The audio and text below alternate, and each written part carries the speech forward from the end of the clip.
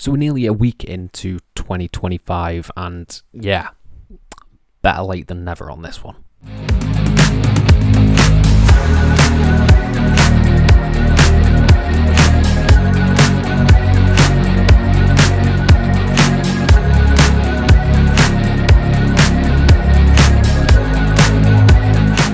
Hello and welcome to FTTR, I am Hugh McQuaid, and today we are talking about my top 10 favourite matches of 2024. Yes, we are looking back on the calendar year that was 2024 and the best matches, in my personal opinion, from any promotion across the world. Any match that I have seen, I have made note of it and I have narrowed it down to a list of 10. Very, very difficult task. But before we dive into that, please subscribe, please like this video, please comment your thoughts down below, and I'll try to reply to every single one of them as we dive into this 2024. What a year for professional wrestling. I think some of the best matches, maybe of all time, have taken place in this year, because my God, there were some absolutely sensational pro wrestling matches across every single continent. And to narrow that down to 10 was very, very tricky. There was a lot of matches that could have been on this list and a lot of matches that just missed out. Too many to name. I was going to do an honourable mentions, but then I was looking at the matches that I have and I was like, I can't do it. I can't run down every single one of them. So I will just do a few off the top of my head. Takeshita versus ELP from the G1. Luke Jacobs versus Leon Slater just missed the list as well. I'll say those two because I haven't got the list with me because I'm professional like that. But yeah, narrowing it down to 10, I had to go with personal preference. This is all my opinion, so please do not come at me. Yeah, friendly discussion about the best matches of the year. Let's just get on with it with number 10. So coming in at number 10, we have the Casino Gauntlet from All In. This is the closest I will ever get to go into a Royal Rumble. And this did not deliver. Zack Sabre Jr., Ricochet debuting, Nigel McGuinness, Zack Sabre Jr. and Nigel McGuinness going at it in the Casino Gauntlet. It was just sensational. Okada, Orange Cassidy, just a stacked lineup, great surprises. Nigel McGuinness coming out at 3 is maybe the biggest pop I've ever heard live for anything ever, and it was amazing. Absolutely amazing to be a part of and to watch with a screen behind me. But yeah, the Casino Gauntlet was fantastic. Coming in at number 9, we are sticking with the All In train. And yes, I'm going to go with Bryan Danielson versus Swerve Strickland, the main event of Wembley Stadium. Despite the fact that I couldn't see a lot when I was there live, this was just amazing. Like, absolutely amazing. Final countdown playing in Wembley Stadium, everyone in unison, and then the match itself, which I have watched back, is so good. So good. One of Danielson's best matches since he's come to AEW. The blood, the stuff with his family at the side, and him beating Swerve Strickland, winning the AEW World Championship in Wembley Stadium. You couldn't write it better. It was sensational to watch live, sensational to watch back on a repeat viewing. Yeah, this is genuinely one of the best stadium main events of all time. Coming in at number 8, we have one that I didn't think I would ever watch. I didn't really know this match was happening, and then it took me on a goddamn roller coaster, and that is from North NCL 50, Emerson Jane versus Millie McKenzie. This match is so effing good. You should really go out of your way to see this one. It is a barn burner. It is hard hitting. It has high spots. It has story. It has character. If you've not heard of Emerson Jane, this match will make you a fan. This is like we all know Millie McKenzie is like one of the best women's wrestlers out there today. But Emerson Jane, if this is like a coming out party for Emerson Jane, everyone across the continent of Europe and the world, everyone in the world should know who Emerson Jane is, because this match is fantastic. Absolutely fantastic. I could go through every spot, but why would I do that when I've got a lovely NCL 50 review on my channel, and you can check it out right there, my full review of this match. It is sensational. It is take your breath away good. Coming in at number 7, we have Miyu Yamashita taking on Miyu Watanabe from Grand Princess 2024. Now, I was on my little trip. I was looking at different wrestling promotions, scrolling through Wrestle Universe one day, and I was like, you know what? Let's try Tokyo Joshi Pro. Let's see what that's about. And I watched this main event because I wanted to get a glimpse of what was going on, and holy shit, this match is amazing. This is so unbelievably good. This is, spoiler alert, Watanabe winning the championship, and it's just like spellbinding the way this match is crafted, of like the veteran versus the upstart, is so well done, so well put over on commentary, and has some insane striking spots that stick in my head. A Yamashita kick in particular that if you watch the match you will know about. It is just so well done, so well put together, and these two women really showed why Joshi wrestling is like an art form. It's completely different to American wrestling, and yeah, I absolutely love this match. This is one you should go out of your way to check out, because it is, yeah, you probably don't watch a lot of Tokyo Joshi Pro, but you can go out of your way to watch this one because this is fan-freaking-tastic. Coming in at number 6, we have Cara Noir versus Charlie Evans from Stay Young and Invincible from Progress Wrestling.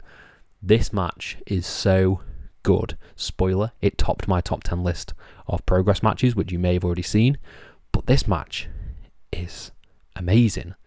Telling the story of intergender wrestling in general in a wrestling match is a tricky thing to do, but these two nailed it. They absolutely nailed it. This was a story of equals, a story of balance, and two wrestlers treating each other as equals, and then you add in the storytelling in the match going after Cara Noir's ankle, and then ultimately Cara Noir just pulling it out and managing to hit that package pile driver on Charlie Evans.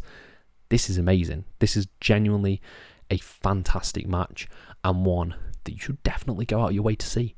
Coming in at number 5, we have Keno versus Kaito Kiyomiya from Star Navigation. Now, when I took a dive way down deep into Pro Wrestling Noah, this was the show that I started with. I started checking this Pro Wrestling Noah out after this match, while I watched this match, because it had a cool poster.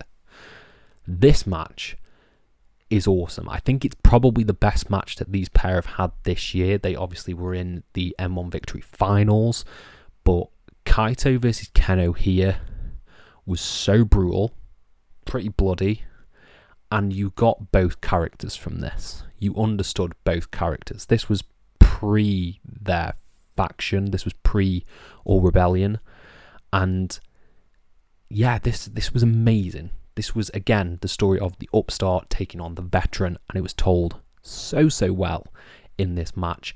And yeah, this is the match that made me a fan of Noah. It was the one where I was like, I need to see more of Kiyomiya, and I need to see more of Keno. Keno in particular, who didn't top, he was in my 10 favourite wrestlers of the year.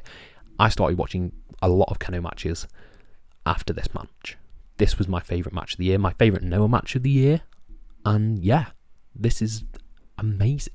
Coming in at number 4, we have Cody Rhodes versus Roman Reigns from WrestleMania 40. Now, I think every single match on this list is probably better work rate than this match, but I think in terms of just popcorn, Infinity War, ending nonsense, this was it. This was like, this match is WWE.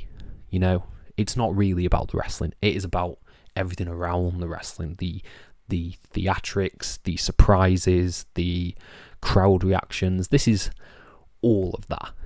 Getting the run-ins, getting the cameos. It's Infinity War. It's Endgame. It is Avengers Endgame for WWE, and I don't think this will ever be topped in that regard. I think this was a perfect culmination of 3 years of story. It all came full circle. You had all the people coming in, Cena, Undertaker, Rollins, Bloodline, Jimmy J, everyone coming in, and yeah, it worked. It really worked. And considering we all thought they botched it when Cody lost last year, recovering it and doing this kind of spectacle, this kind of match, it just worked. It just worked perfectly, and I think it is the best WWE match of the year. Yeah, props for this match. Coming in at number 3 is probably my hottest take of my top 10. It is Will Ospreay versus Bryan Danielson from Dynasty. I know that this match is probably topping a lot of people's lists, but for me, there were two matches I loved more. That being said, though, it's Bryan Danielson versus Will Ospreay. It's the number 3 match of the year for me. It's fantastic. Everything about this match is fantastic. The way it is worked, the way the story is told, the ending, everything is awesome. The spot where they're both in the corner, Will goes for the hidden blade, Danielson goes for the knee. It's like an anime. It's like an anime climactic fight, and I love that about it. This is a once in a lifetime kind of match, and one that I'm sure you've probably already seen. But yeah, it's freaking fantastic. Go out of your way to see this match if you haven't. Coming in at number 2 is probably another hot take, but this match stuck with me. This show stuck with me as well. But Swerve Strickland versus Hangman Page from All Out really hit me, because I was like, this is personal. This is how you do a blood feud. Hangman and Swerve they're destined to do this forever. This hatred that they have for one another is so well done. It's palpable, and putting them in the cage with all the weapons, the cinder block, the syringes, the chairs, everything. This felt like, whereas Cody versus Roman felt like Avengers and like the really happy ending, this felt like, I don't know, like Nolan Batman to me. Like so much darker, so much grittier, no happy ending in sight, and I loved it for that. I really, really loved it for that. This was the best cage match of the year. Sorry, Punk and Drew, but for me it is. Yeah, fantastic, dark, brutal match. And coming in at number 1, this is the one that stuck with me. Ever since I saw it, I was like, this is going to be number 1. This is going to be the one to beat, and nothing quite topped it for me, seeing it for that first time. And that is Will Ospreay versus Konosuke Takeshita from Revolution. I thought this match was amazing. Amazing. This is the match that introduced Will to that AEW audience, his first AEW match as a signed talent, and Takeshita having something to prove, the Don Callis family going up against one another. This was everything. This was absolutely everything. Every spot in this match works. You have the insane brainbuster that like drags Will's back down the turnbuckle. You have Will going for the Oscar and getting caught in the Blue Thunder Bomb. Amazing. You have the insane sequence where Takeshita hits German suplex, Will goes for a hidden blade, and Takeshita gets up again. It's amazing. This is genuinely an amazing match, and I think this is the match that really got people behind Takeshita. We all knew Takeshita was good, but seeing him do this performance, I think everyone was sort of like, let's get behind that guy, let's do this, and they kept that momentum going, and that's why it's my number 1 match of the year. It's been a hell of a year. Since I've been doing this, I've been thinking of more matches that could have been on the list, like Punk versus Drew, like Zack Sabre Jr. versus Hachicero. There's so many. An awesome year. A really awesome year was 2024. But I want to know what you guys think down in the comments below. What were your favourite matches of the year? Let me know and I'll try and reply to every single one of them. Thank you all ever so much for your support, and have a nice day.